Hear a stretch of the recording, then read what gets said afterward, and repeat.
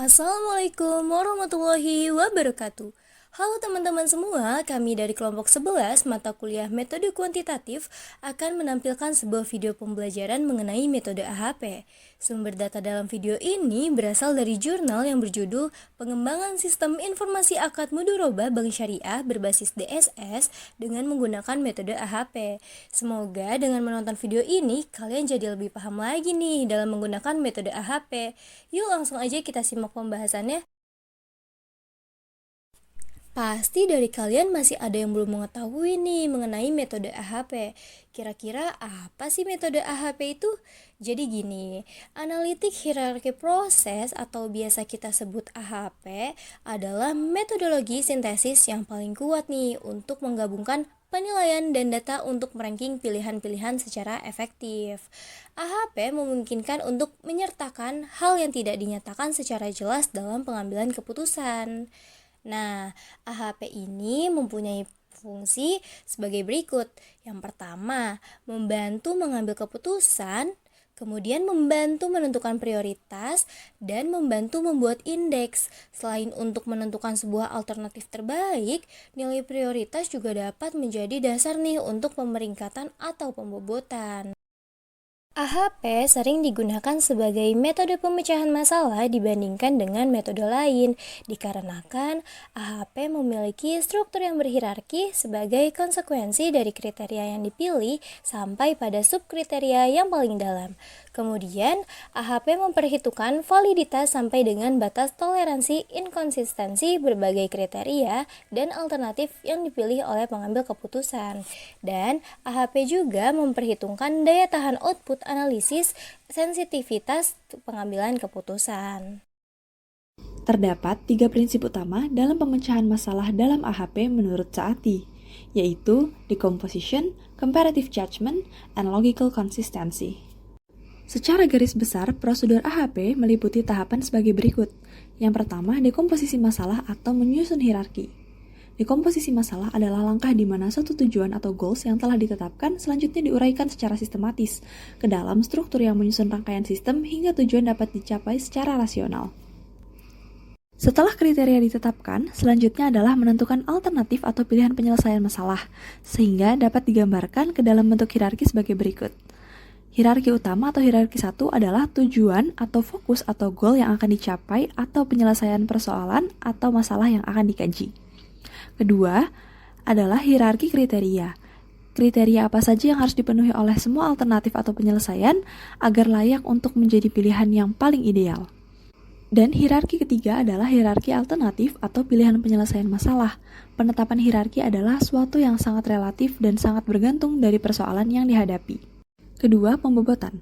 Apabila proses dekomposisi telah selesai, selanjutnya dilakukan penilaian perbandingan berpasangan atau pembobotan pada tiap-tiap hierarki berdasarkan tingkat relatifnya. Perbandingan dilakukan pada hierarki 2 dan pada hierarki 3. Penilaian pada hierarki 3 dimaksudkan untuk membandingkan nilai atau karakter pilihan berdasarkan tiap kriteria yang ada.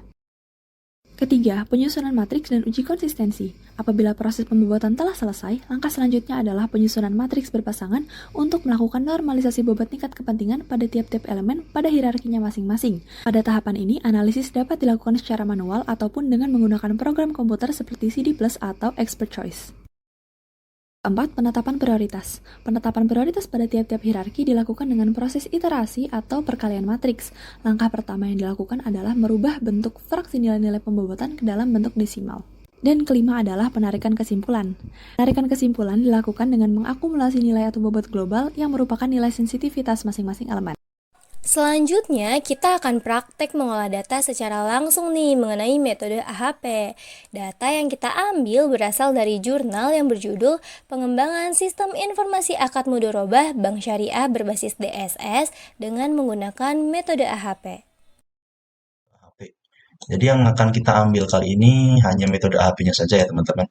Karena DSS ini lebih bersifat umum. Jadi AHP ini masuk ke dalam DSS atau Decision Support System. Nah, jadi untuk yang kali ini kita akan ambil dari data metode AHP-nya saja. Jadi pada jurnal ini itu ingin mengetahui nasabah yang dengan beberapa kriteria tertentu yang mana yang akan mereka ambil gitu. Jadi istilahnya itu nasabah prioritas. Nah, bagaimana cara menentukan nasabah prioritas ini yaitu dengan metode AHP. Jadi dengan membanding-bandingkan nilai dari kualitatif seseorang itu di-convert menjadi nilai kuantitatif agar bisa diolah datanya. Nah, untuk mengolah datanya kita akan menggunakan aplikasi Super Decision. Jadi untuk penentuan pertamanya tadi ini ada metode dan analisis menggunakan metode AHP. Jadi yang pertama itu ada tujuan. Jadi tujuan jurnal ini tadi yang seperti yang dijelaskan itu adalah menentukan istilahnya nasabah terbaik. Nah, untuk pertama-tama jadi kita akan menentukan bagian dari super decision dulu. Itu pertama desain, kemudian cluster new, kemudian kita akan namai tujuan. Kemudian langsung di save aja, ini langsung ditarik ke tengah. Nah, di dalam tujuan ini kita akan memasukkan istilahnya apa yang akan di-compare dengan kriteria-kriteria yang nanti akan kita masukkan.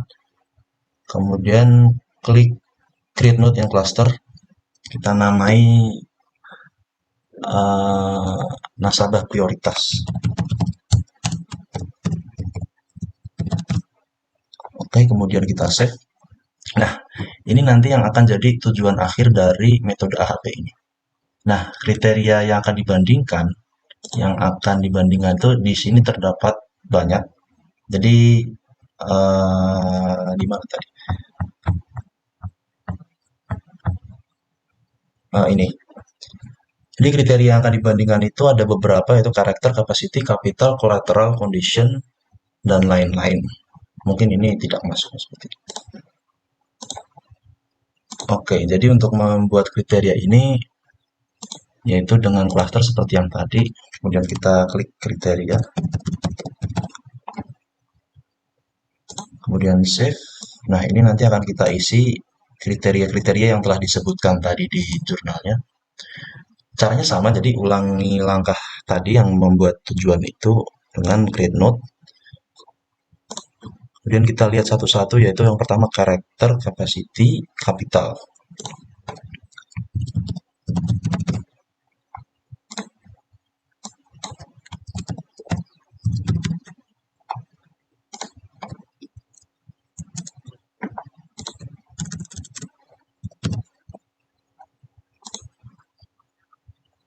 Capital, collateral, dan condition ya.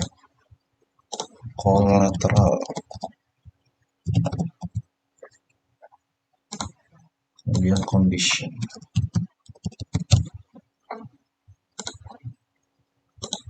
Nah, ini udah terdapat beberapa kriteria ya, tinggal kita rapikan saja.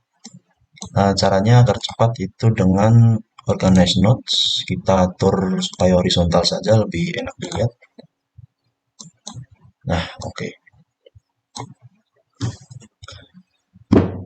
Kemudian di sini ada istilahnya itu alternatif ya. Alternatif itu jadi prioritas nasabah, nama nasabah yang diinginkan. Caranya sama, ulangi seperti yang langkah awal tadi. Itu alternatif.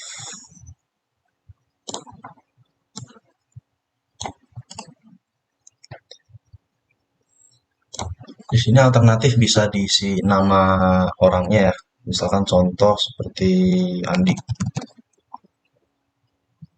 Andi dan Cici misalnya.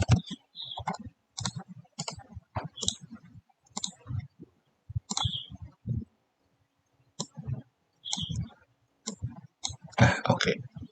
Berikutnya kita akan mencoba membandingkan, jadi mana sih dari kriteria-kriteria 5 ini yang akan berperan besar terhadap tujuan utama kita, yaitu menentukan nasabah prioritas tadi. Nah, caranya gimana? Caranya adalah dengan mengaitkan yang pertama itu adalah nodes tadi di dalam sini. Caranya dengan mengklik ini, mengcompare istilahnya. Itu klik kiri untuk menunjukkan istilahnya variabel mana yang akan di compare. Kemudian klik kanan untuk istilahnya mm, mengaitkan ya dengan kriteria-kriteria tadi yang ingin diuji coba. Itu 2, 3, 4, 5. Oke. Karena di jurnalnya itu tidak dicantumkan ya nama-nama nasabahnya, jadi kita mungkin hanya akan mengcompare eh, nasabah prioritas ini dengan kriteria-kriteria yang ada di dalam sini. Kemudian karena sudah selesai di compare, kita klik ulang.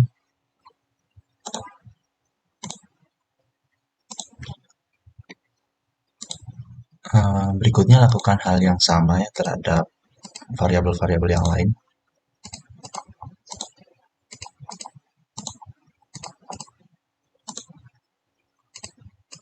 Nah, kalau sudah selesai kita tutup dulu. Kemudian selanjutnya adalah masuk ke menghitung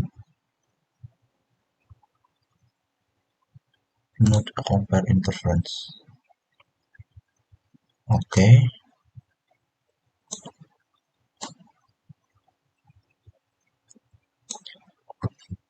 Nah, di sini jadi kita akan memasukkan nilai kualitatif dari variabel-variabel tadi yang kriteria.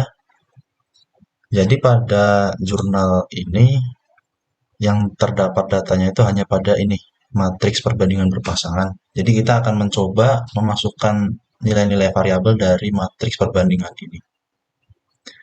Oke, yang pertama itu ada karakter dibandingkan dengan condition of economy itu 3. Karakter condition economy, ini dia, 3. Sebentar, saya kondisikan agar tidak susah ya. Nah, berikutnya kapital terhadap condition ekonomi. Kapital condition ekonomi. Kapital 4. Kemudian capacity terhadap condition ekonomi 5. Kemudian collateral terhadap condition 2. Berikutnya barisan sini kapital terhadap karakter 4. Kapital karakter ya. Ini 4. Kemudian capacity terhadap karakter 4. Capacity karakter ini dia. Mohon maaf, capacity terhadap karakter itu 3 di sini. Kemudian kolateral terhadap karakter itu 5. Kolateral karakter tidak ada ya, jadi dibalik ya. Kolateral terhadap karakter ini. Ini tadi di 5 sini. Oke, kemudian capacity terhadap capital itu 3. Capacity terhadap capital ini 3. Kemudian kolateral terhadap kapital. Tidak ada, berarti dibalik kolateral yang lebih besar ya. 2. Kemudian yang terakhir ada kolateral terhadap capacity. Kolateral terhadap capacity. Nah, di sini bisa kita lihat inkonsistensi yang terdapat di data ini itu lumayan besar ya, karena persyaratan dari AHP ini inkonsistensinya itu harus lebih kecil daripada 0,1. Di sini 0,2 ya, jadi ini masih besar sekali inkonsistensinya. Sebentar, gua cek dulu, gua pause dulu. Ntar yang barusan di-cut aja ya. Oke, jadi ini inkonsistensinya masih lumayan besar ya. Mungkin bisa kita cari yang lebih kecil. Oh, nilainya turun ya.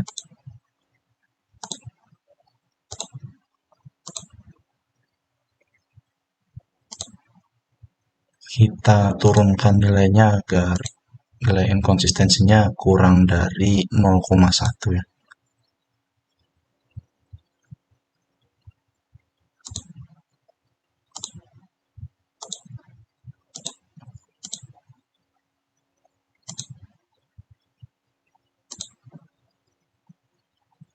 Nah, Jadi ini udah ditemukan nilainya.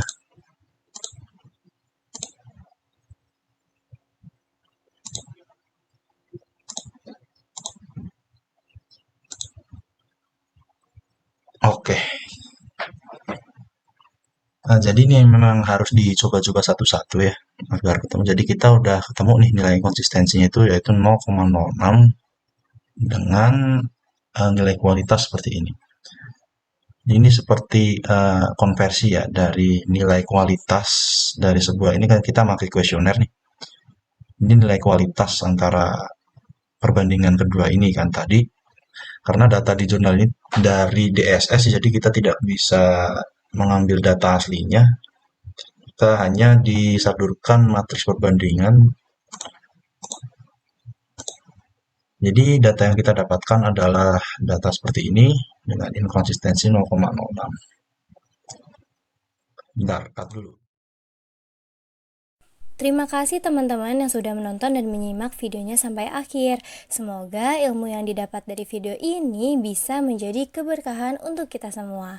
Wassalamualaikum warahmatullahi wabarakatuh.